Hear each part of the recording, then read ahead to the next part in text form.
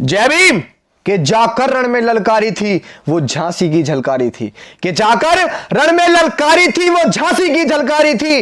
गोरों से लड़ना सिखा गई, इतिहास में झलक जगा गई, इतिहास में झलक जगा गई। जी हां साथियों, आज 4 अप्रैल, आज ही के दिन सन 1857 में महान स्वतंत्रता सेनानी कि जब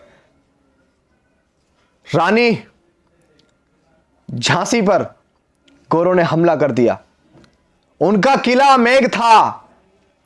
जब झांसी की रानी का एक निगहबान, एक सैनिक गद्दार निकला, एक सैनिक ने बगावत कर दी।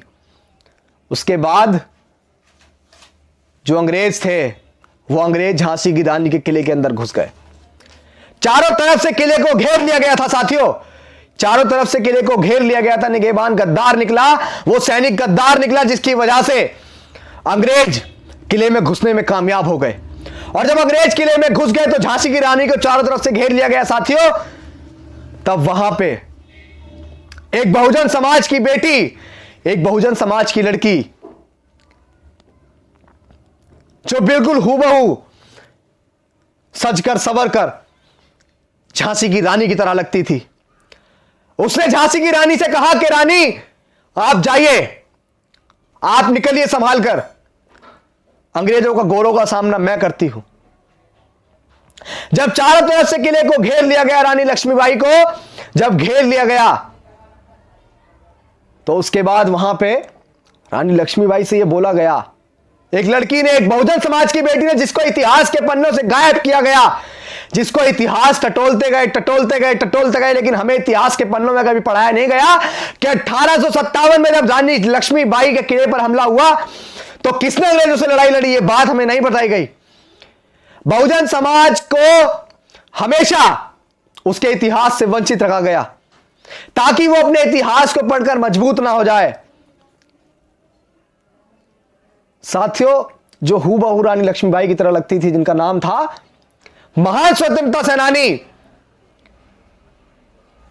झलकारी बाई। झलकारी बाई का जन्म उत्तर प्रदेश के झांसी में एक कोली परिवार में हुआ था। पिता फौज में थे और बचपन में बड़ी मजबूत कहानियों के किस्से रहे। एक बार जंगल में लकड़ी तोड़ने गई थी तो वहां पर एक बाघ से लड़ाई हो गई और उस बाघ को निपटा दिया साथियों। बहुत छोटी सी उम्र थी।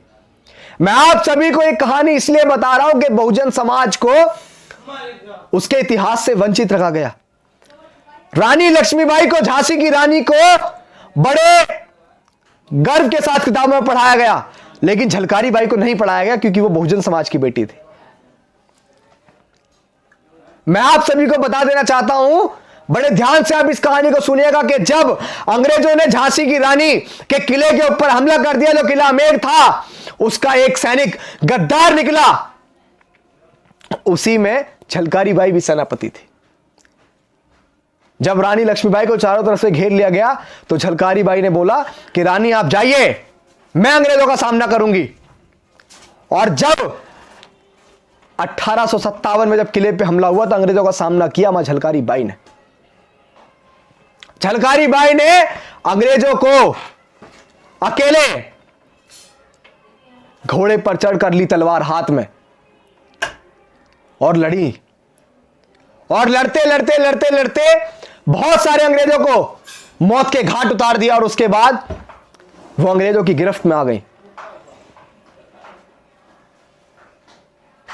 साथियों, आज 4 अप्रैल, आज ही के दिन 1857 में उनकी शहादत हुई। आज उनके शहादत दिवस पर उन्हें हमारा कोटि कोटि नमन। वो हमारी यादों में हमेशा अमर रहेंगे और इस बात का हमेशा दुख रहेगा कि बहुजन समाज के महान स्वतंत्रता सेनानियों को, बहुजन समाज के महापुरुषों को क्यों इतिहास से वंचित रखा गया, क्यों इतिहास के पन्नों से गायब किया गया। झांसी की रानी को जब पढ़ाया जाता है तो क्यों झलकारी बाई को नहीं पढ़ाया जाता है, जबकि झलकारी बाई साथ रही। झलकारी बाई ने झांसी की रानी को बचाया। क्यों क्यों वंचित रखा गया? जब माननीय काशीराम साहब समाज को जोड़ रहे थे तो उसके बाद उन्होंने समाज को, इतिहास को टटोलकर यह बात समाज को बताई। इस बात का दुख हमेशा रहेगा कि क्यों बहुजन समाज को उनके महापुरुषों के इतिहास से वंचित रखा गया।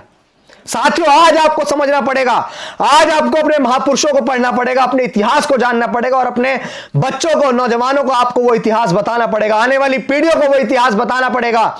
झांसी की रानी के साथ झलकारी बाई को भी पढ़ाना पड़ेगा, आपको पढ़ाना पड़ेगा। साथियों, कोई और पढ़ाने नहीं आएगा, कोई और पढ़ाने नहीं आएगा, कोई और पढ़ाने नहीं आएगा। एक बार फिर से 4 अप्रैल 1857 महान स्वतंत्रता सेनानी झलकारी बाई की शहादत दिवस पर उन्हें हमारा कोटि कोटि नमन। वो हमारी यादों में हमेशा अमर रहेंगी।